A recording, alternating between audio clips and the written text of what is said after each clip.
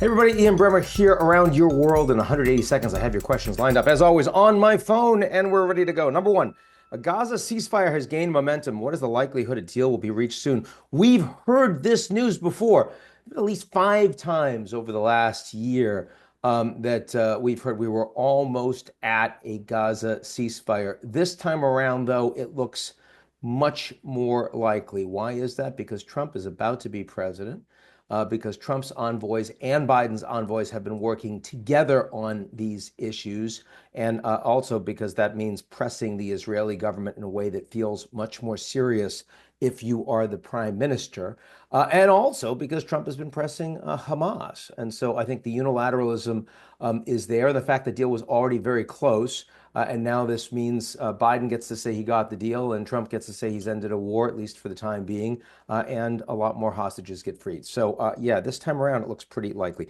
What do I make of a potential sale of TikTok to Elon Musk? Well, it's just been announced that the Chinese are considering it.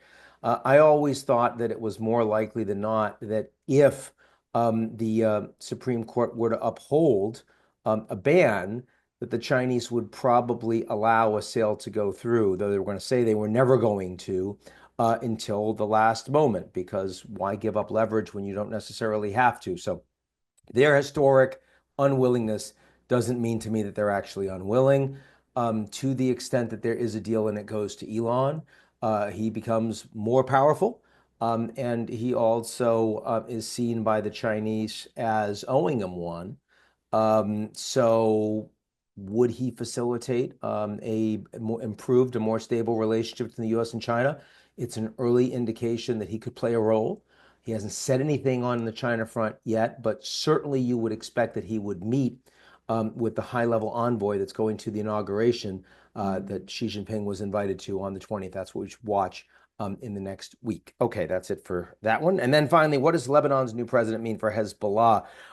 Weaker Hezbollah, but so much is going to be determined on what Israel decides to do on the ground in the south of Lebanon. Are they staying there for a longer period of time? We've heard news of late that they intend to maintain that occupation in a longer than just couple of weeks, couple of months environment, which makes it harder to keep Hezbollah from starting fighting again.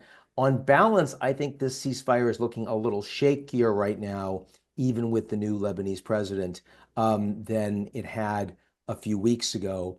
We'll see. But if it does break down, the level of fighting won't be what it was a few months ago because Hezbollah doesn't have that capacity. And the Iranians can't restock their weapons because Assad has fallen in Syria. That's it for me. And I'll talk to y'all real soon.